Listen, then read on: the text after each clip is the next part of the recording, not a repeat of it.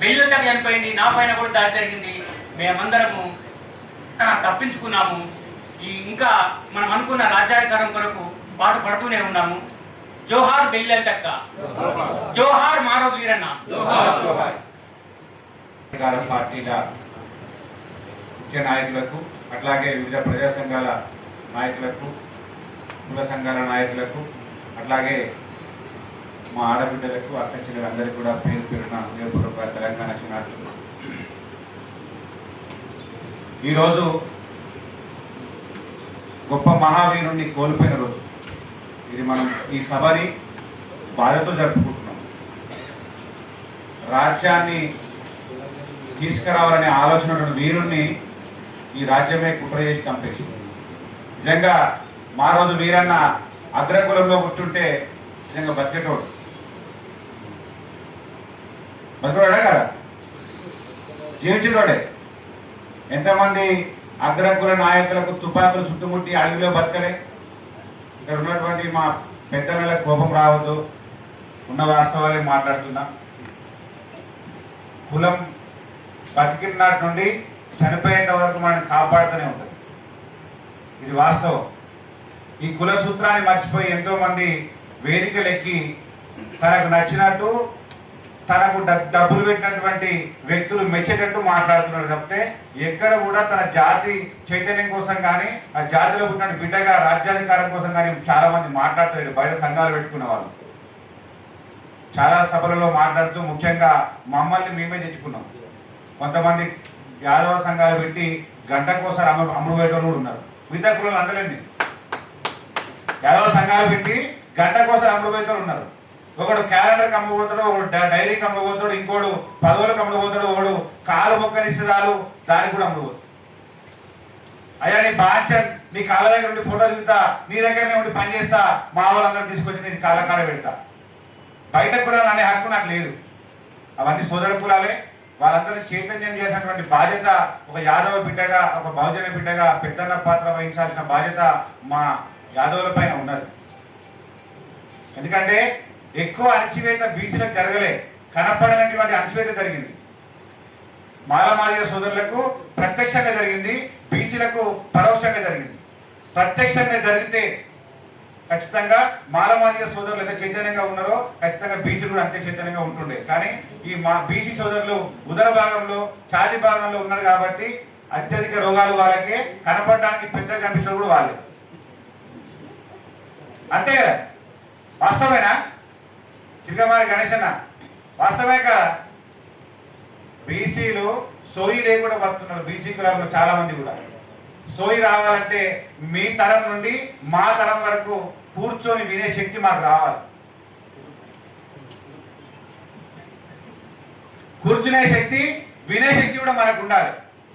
ఇక్కడ కుల రాజ్యాధికార పార్టీ కూటమిలో ఒక సభ్యుడిగా, అట్లాగే అఖిల భారత బహుజన సేన సభ్యుడిగా, గొల్లకుర్మ డోల్దెబ్బ రాష్ట్ర అధ్యక్షుడిగా మిమ్మల్ని అందరినీ కోరుకునేది ఏంటంటే, మనమంతా ఏ సమావేశం పెట్టినా సరే గుంపుతో, సమూహంతో రావాలి. ఒక్కడిగా వచ్చి నాకు మాట్లాడే అవకాశం ఇవ్వాలి, లేకపోతే నేను అణిగిపోతా అంటే ఖచ్చితంగా మనం రాజ్యాధికారం వైపు పోలేం కదా. ఇంటికాడ రాయి కూడా ఎత్తలేదు. నేను మాట్లాడే మాట ముఖం మీద గుద్దినట్టే ఉంటుంది. మా అయ్యం గట్టి నేర్పించిన.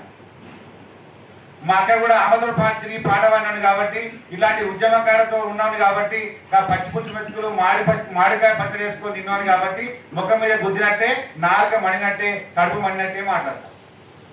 నాకు పుస్తకాలు చదివి మాట్లాడినట్టు రాదు. ఉన్నది ఉన్నట్టే మాట్లాడుకోవాలి. కుల రాజ్యాధికార పార్టీల కూటమి సూత్రం ఏంటంటే అంటే, మనని ఏలడం అనేది అగ్రకులం అని చెప్పినటువంటి కొంతమంది మాత్రమే ఏలుతున్నారు. కానీ అగ్రకులం వాళ్ళు కాదు. ఎక్కువ మంది ఉన్నటువంటి మనము అగ్రకులం. మా అమర్పేట సీనన్న చెప్పినట్టు రిజర్వేషన్లు వాళ్ళకు కూడా ఇద్దాం. వాళ్ళు కూడా మన సోదరులే. వాళ్ళని ఏం దూరం కొట్టుకోవద్దు. మనం దూరం కొట్టుకుంటామా? కొట్టుకోవద్దు. ఎప్పుడైనా సరే ఇప్పటిదాకా మనం ఇబ్బంది పెట్టిన దూరం పెడితే వాడు కొత్త ప్లాన్ వేస్తాడు. వాడు కూడా మన సంకల్పం పెట్టుకోవాలి. బిడ్డ నీకు రిజర్వేషన్ ఇస్తా, నా పక్క పంటే ఎక్కువ నగరాలు చేయకు, ఎక్కువ నగరాలు చేసి తొడపాశం పెడతానంటే ఉండాలి. దూరం కొట్టి వాడిని ఇంకా శక్తివంతం చేయొద్దు. ఏ మీటింగ్ పెట్టుకున్నా సరే అగ్రకులాలను తిట్టడం ఒక సంప్రదాయం అయిపోయింది. మనల్ని ఫస్ట్ మనం తిట్టుకోవాలి. ఎంతమంది ఈరోజు రాజ్యాధికారం కోసం పనిచేయడానికి సిద్ధంగా ఉన్నామో మనల్ని మనం ప్రశ్నించుకోవాలి.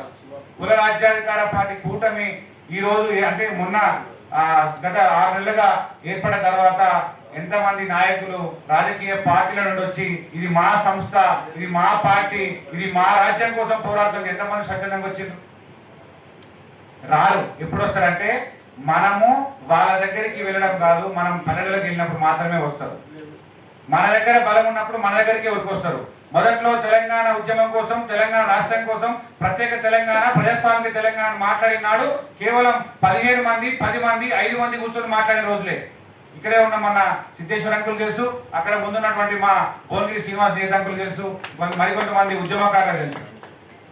మా మరిపల్లి శ్రీనివాస్ బాబాయ్ కూడా ఇక్కడే ఉన్నాడు. కేవలం 5 మంది, 10 మంది మాత్రమే తెలంగాణ కోసం గుసగుస మాట్లాడేటోళ్ళు. ప్రత్యేక తెలంగాణ, ప్రజాస్వామిక తెలంగాణ అంటే తీసుకుపోయి ఈపు వాళ్ళు కొట్టే సమయం అది.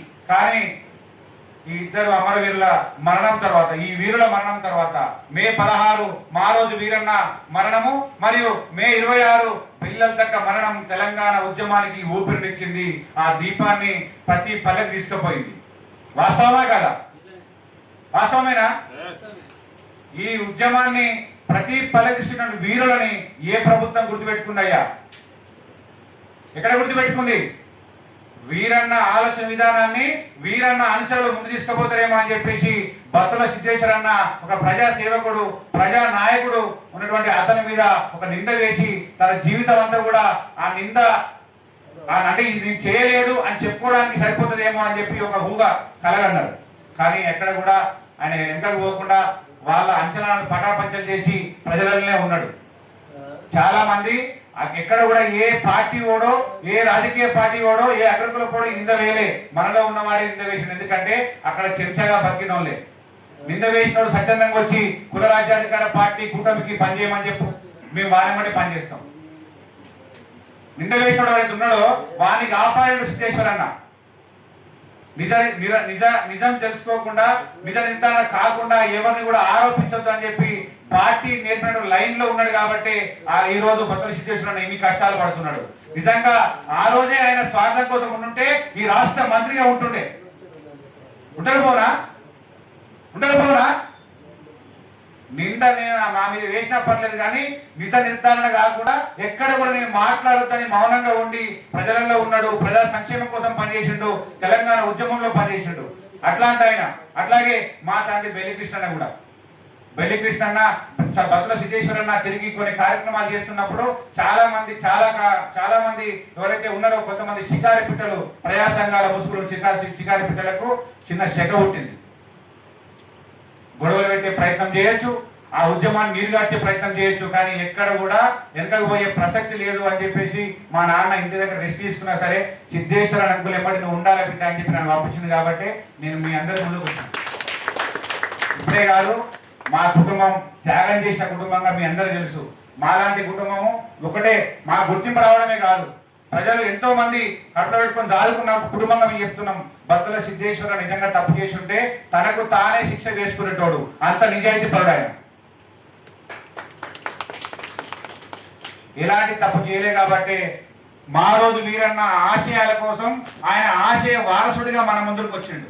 నిజంగా ఆయన రాజకీయ పార్టీలో పోయి ఆయనకున్న తెలివికి, ఆయనకున్న ఆలోచనకు ఏ రాజకీయ పార్టీకి పోయినా సరే గొప్ప గుర్తింపు వస్తుంటే, మంచి పదవి వస్తుండే. రాకపోనా? కానీ కడుపులో పుట్టిన వాళ్ళు వారసులు కాదు, ఆశయాలు ముందు తీసుకుపోయిన వాళ్ళు వారసులు. మా రోజు వీరన్న ఎప్పటి ఎంతో మంది అనుచరులు పనిచేయొచ్చు కాక, కానీ మా రోజు వీరన్న పేరు చెప్పుకొని ఈరోజు కేసీఆర్ బిడ్డ కాలు మొక్కుడు పోయిన కొంతమంది మూర్ఖులు ఉన్నారు. నాకేం అభ్యంతరం లేదు, వాళ్ళ మీద కౌంటర్ గా మాట్లాడినా సరే ఎదుర్కోవడానికి సిద్ధంగానే ఉన్నా. బత్తుల సిద్ధేశ్వర ముందు ఆయన మీద మాట్లాడే ముందు బిడ్డ మేమందరం ఆయన వెంబడి ఉన్నాం, జాగ్రత్త సుమా అని చెప్తున్నాం. మళ్ళీ ఎవడన్నా నోరు జారితే ఈపులు వదలడం ఖాయం. నిజమైన ఉద్యమకారుడు తన మౌనమే సాధారణతనం అనుకుంటే పక్కన మేము కొడుకుల్లాగా మేము ఉన్నాం, బిడ్డ మీ ఈపులు వలగొడతాం. ఎవడన్నా నిజాయితీగా ఉంటే కుల రాజ్యాధికార పార్టీ కూటమికి వచ్చి పనిచేయండి. అక్కడ కుల నాయకుల దగ్గర పోయి వాళ్ళ కాలు మొక్కుంటా, వాళ్ళ కాలు నాకుంటా, వాళ్ళ బిడ్డల కన్నో కొడుకుల కన్నో సంకలు నాకుండా ఉండకండి. మీకు నిజాయితీ ఉండి ఉద్యమం మీద ప్రేమ ఉంటే కేఆర్పీకి రండి, మనందరం కలిసి పనిచేద్దాం. మా అంబర్పేట సీన అన్నట్టు అఖిల భారత బహుజన సేన కూడా కుల రాజ్యాధికార పార్టీ వెంబడి ఉన్నది. ఇలా అనేక కుల సంఘాలు, ప్రజా సంఘాలు కూడా కుల రాజ్యాధికార పార్టీ ఆలోచన మెచ్చుకొని మన దగ్గరకు వచ్చే ప్రయత్నం చేస్తున్నారు. కానీ మనము కదలాల్సింది పల్లెలకు పోవాలి.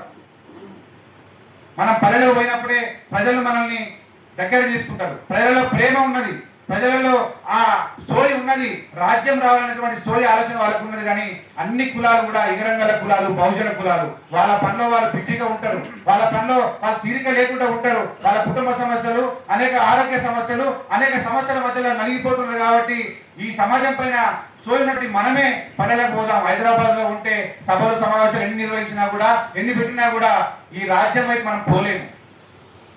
తిప్పి కొడితే 6 నెలలు చాలు తెలంగాణ రాష్ట్రం మొత్తం చుట్టి రావడానికి. మనకేం పల్లెలు కొత్త కావు. కొత్తనా ఏమన్నా? సామాజిక ఉద్యమకారులకు పల్లెలేమో కొత్తనా? ఇప్పుడే చేసినటువంటి మా ముఖ కరుణాకర్ మామ సహచరుడు, మిత్రుడు గారే వెంకన్న గారికి స్వాగతం, సుస్వాగతం. కానీ ఎవడైనా సరే విమర్శ చేసిన వానికి ఎవ్వరు కూడా విగ్రహం పెట్టలే ఈ సమాజంలో. పెట్టిందా? అంబేద్కర్ పైన, పూలే పైన, వివేకానంద స్వామి వారి పైన, లేకపోతే అనేకమైన రాజకీయ నాయకుల పైన విమర్శ చేసినటువంటి వ్యక్తులకు, గాంధీ గారి పైన కావచ్చు, ఎవరిపైన కావచ్చు, వీరన్న వరకు, అంబేద్కర్ నుండి వీరన్న వరకు చాలా మంది ఇలాంటి మహనీయుల మీద చాలా మంది విమర్శలు చేసిండ్రు. వాళ్ళకి ఏమైనా విగ్రహాలు పెట్టిందా? విమర్శలను ఎదుర్కొని ప్రజా సంక్షేమం కోసం, ప్రజల్లో ఉన్నటువంటి సమస్యలని నిరంతరం వాళ్ళ సమస్య పరిష్కారం కోసం పోరాడినటువంటి వీరులకు విగ్రహాలు పెట్టింది. వాస్తవా కదా? వాస్తవమేనా?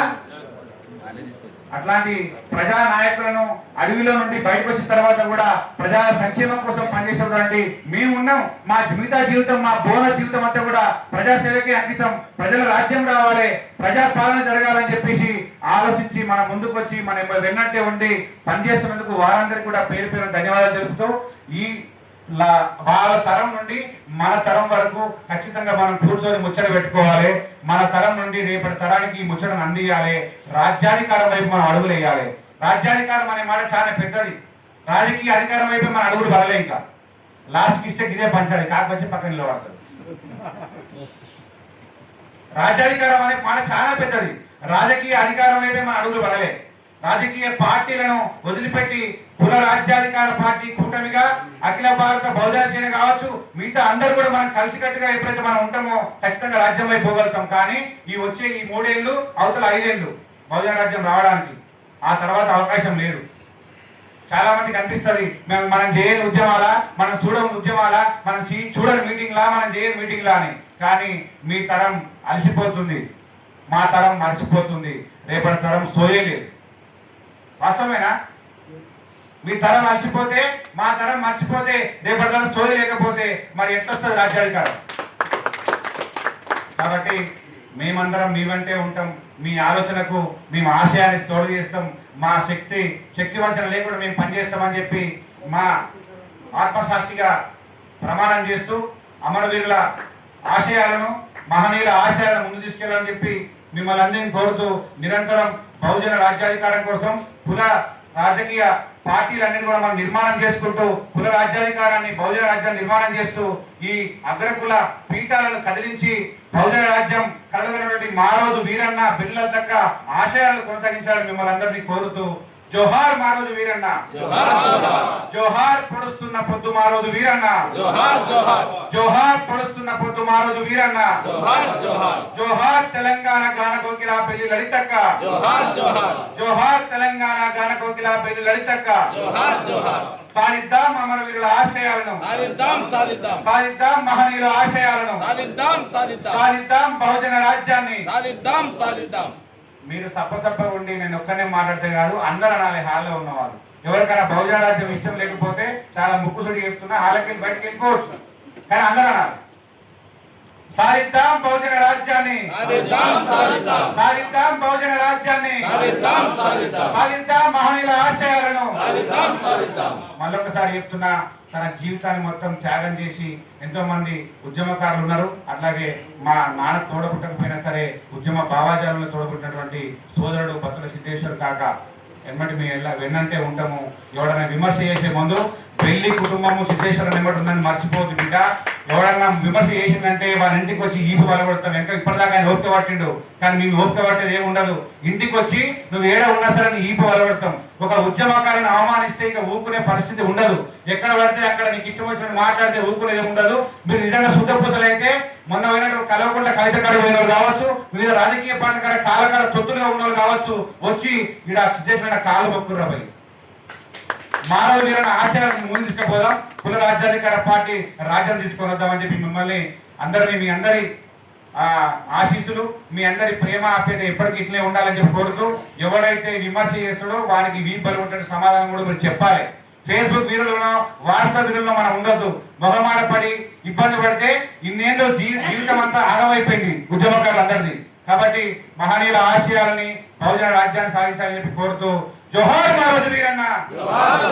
అందరంటేనే పోతా, లేకపోతే మాకు కాకి ఇచ్చేది లేదు. జోహార్ మహారాజు వీరన్న, జోహార్ పెళ్ళెంకక్క, జోహార్ సాంబశివుడన్న, జోహార్ ముక్క కరుణాకరన్న.